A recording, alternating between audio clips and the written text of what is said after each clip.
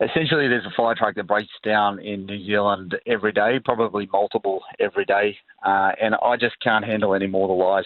You know, David Seymour's either lying in the house or someone in FENZ is lying to him, and I want to find out.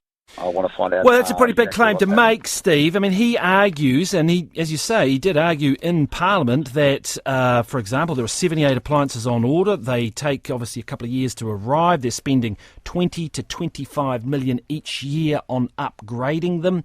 And that key point I think he makes is that there's only been that one incident where there was a 2-minute delay in getting to a fire. So are they really that bad? Yeah, mate, essentially they really are that bad. I can talk about my fire truck in the last sort of 2 weeks at Avondale Fire Station. Our truck's been through 5 intercools this year alone. And then the truck we're on last week, the siren stopped working on the way to a call, and then a spotlight in the cab caught on fire. Greyland's fire truck on the way to a confirmed house fire. Whangarei's truck over the weekend broke down where firefighters almost died in a fire. North Shore fire truck a few months back at a big North Shore fire. 2 people had to be rescued out of the basket before they essentially were almost burnt to death. The Loafers Lodge fire in Wellington when people lost their lives. Essentially, if the fire truck that was most needed at that fire was at the station where it was meant to be, people would have had their lives saved at that call. That fire truck, the aerial truck, has been offline for years.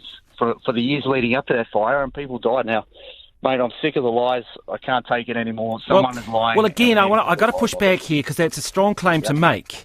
Yeah, I'm happy to make that claim, mate. Yeah, and I understand that. But again, David Seymour argues, and I guess this is his key point here, that that he says, and this is what he said in Parliament, that you're characterising what are routine breakdowns into something that is more than it is, essentially. And that he also argues this is coming at a time when there is industrial relations negotiations underway. You know, they're just the half-truths that have been told over and over again. Now, we're not getting new fire trucks. The fire trucks that are arriving they've been sitting in a yard for Auckland for almost 5 years. Those fire trucks have been sent to London to have pumps and lockers fitted to them, and now they're returning back.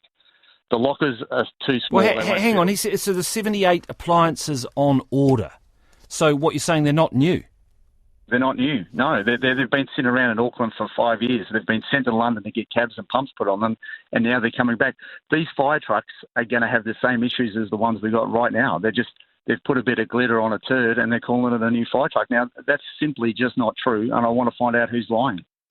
$20 to $25 million a year upgrading fire appliances, FENZ is spending. Yeah, well, I haven't seen a new fire truck since I've been in the fire service for 14 years. So I cannot see how that is correct.